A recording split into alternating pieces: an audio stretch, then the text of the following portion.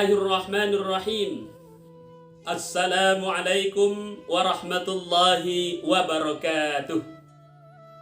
Innal hamdalillah salatan wa salaman ala nabiyyina Muhammad sallallahu alaihi wasallam, amma ba'd. Wasma'u qawlahu ta'ala fil Qur'anil Karim. A'udzu billahi minasy syaithanir rajim. Bismillahirrahmanirrahim. Ya ayyuhan nasu inna khalaqnakum min dzakarin wa untha wa ja'alnakum syu'uban wa qabaila lita'arafu inna akramakum 'indallahi atqakum innallaha 'alimun khabir. Shadaqallahul azim. Kaum muslimin dan muslimat yang dirahmati oleh Allah Subhanahu wa taala.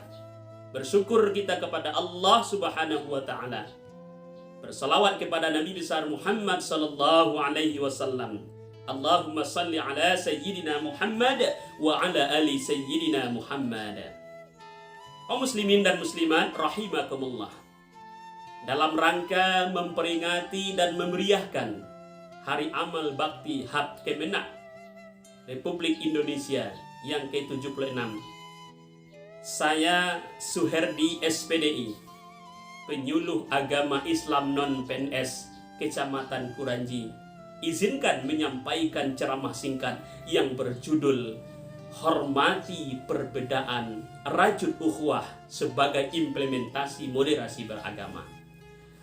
Kaum muslimin dan muslimat yang dirahmati oleh Allah Subhanahu wa taala. Kalau kita berbeda, kalau berbicara masalah perbedaan merupakan suatu keniscayaan. Perbedaan itu tidak bisa kita elakkan. Karena kita memang berbeda, kaum muslimin yang dirahmati oleh Allah Subhanahu wa taala. Allah menciptakan makhluknya berbeda. Ada laki-laki, ada perempuan, berbeda. Bersuku-suku, berbangsa-bangsa, berbeda. Apalagi pemikiran kita sangat berbeda. Allah Subhanahu wa taala mengatakan di dalam Al-Qur'an surah Al-Hujurat ayat yang ke-13, sebagaimana kita baca di awal kajian tadi, Allah mengatakan, A'udzubillahi minasyaitonir rajim. Bismillahirrahmanirrahim. Ya ayyuhan nasu inna khalaqnakum min dzakarin wa untha. Hai sekalian manusia, kata Allah. Inna khalaqnakum, sesungguhnya kami ciptakan kamu berpasang-pasangan laki-laki perempuan. Wa ja'alnakum syu'uban wa qabail. Dan kami menciptakan kamu berbangsa-bangsa, berkabilah-kabilah, bersuku-suku. Untuk apa Allah menciptakan itu semua?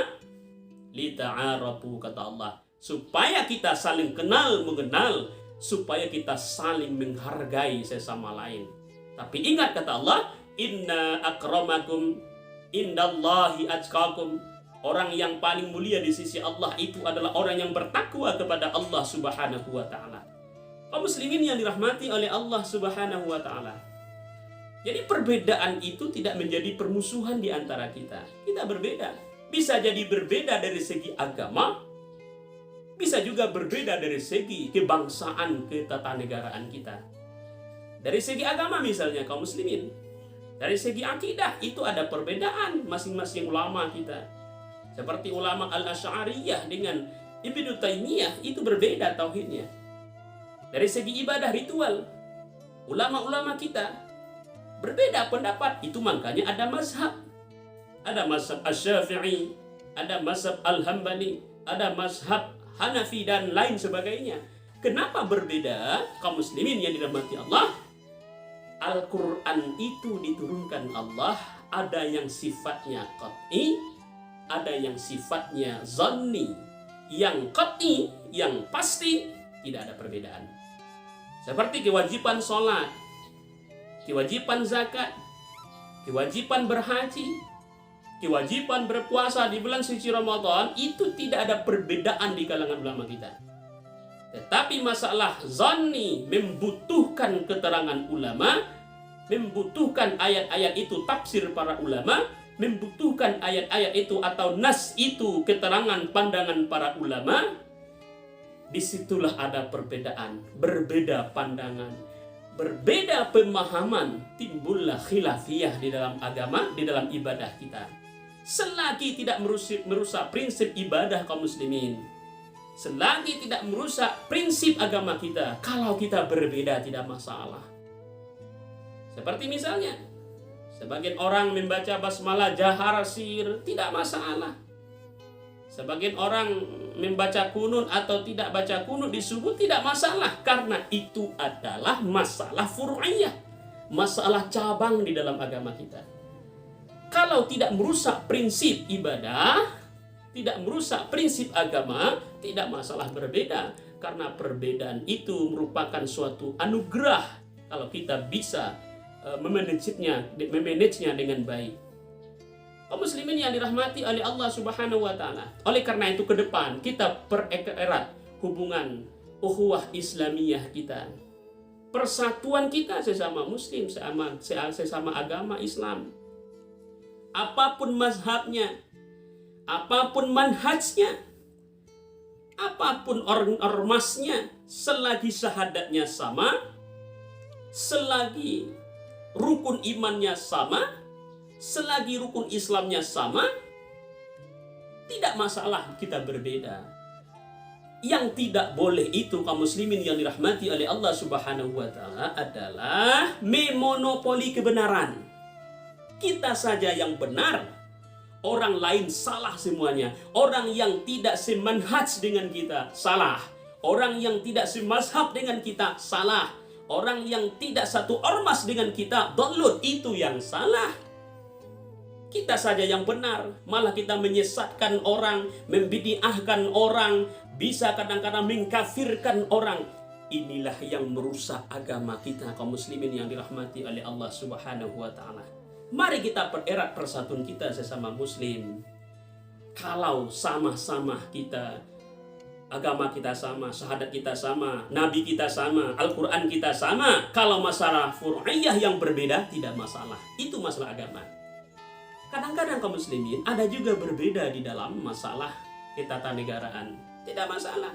Ada partai, ada golongan.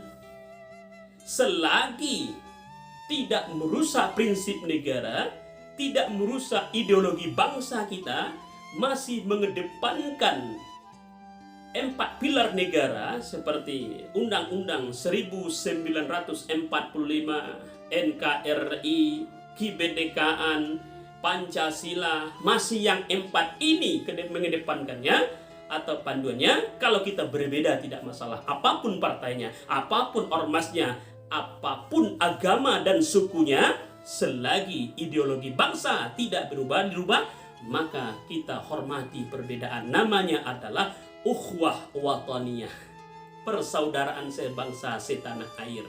Kalau Islam tadi ukhuwah Islamiyah, ukhuwah wataniyah, dan ada lagi ukhuwah basyariyah. Jadi kaum muslimin, kalau ini kita amalkan, kita hormati perbedaan, baik itu berbeda dari segi agama ataupun berbeda dari segi bernegara kita. Kita hormati perbedaan. Inilah hakikat daripada moderasi beragama sebenarnya, menerima perbedaan-perbedaan yang ada selagi tidak merusak prinsip agama dan prinsip negara. Mudah-mudahan kalau kita amalkan, maka jadilah negara kita menjadi baldatun tayyibatun wa rabbun ghafur. Amin ya rabbal alamin. Demikian ceramah singkat saya, mudah-mudahan bermanfaat. Wallahu muwaffiq ila aqwamit thoriq. Billahi sabilil haq wa billahi taufiq wal hidayah. Wassalamu alaikum warahmatullahi wabarakatuh.